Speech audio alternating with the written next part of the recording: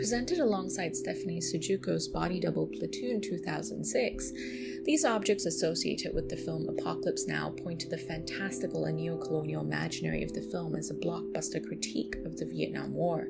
Directed by Francis Ford Coppola in 1979, Apocalypse Now delved into the indelible psychological duress of the experience of war in the unfamiliar terrain of the tropics.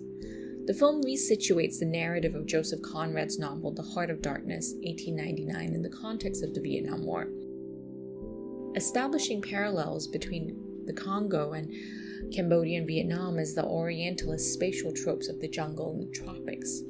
Like many American and Philippine co-productions that came before, the film used the jungles and the peoples of the Philippines as canvases upon which to project other countries of the non-West. In recreating the Vietnam War, the film production would go so far as to use real human corpses and to borrow from President Marcos Huey helicopters that were at the time being used to suppress the state's armed conflict against communists and Muslim separatists.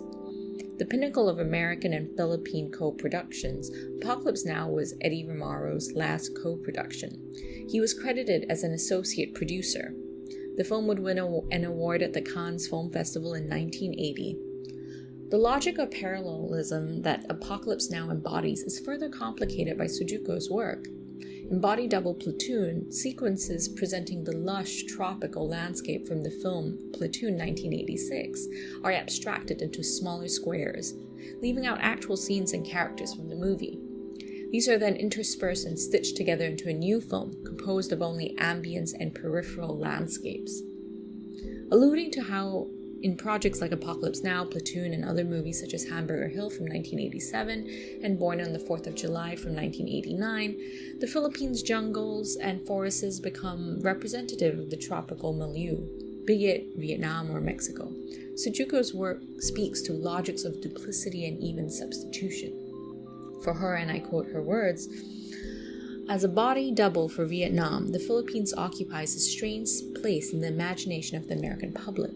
A physically insignificant place, and also a completely familiar place via its substitution for Vietnam. This video project ignores the original filmic narrative to focus on my own attempts at discovering my place of birth, a kind of reworked home movie. The resulting video looks like ambient imagery of landscapes and close-ups of flora and fauna."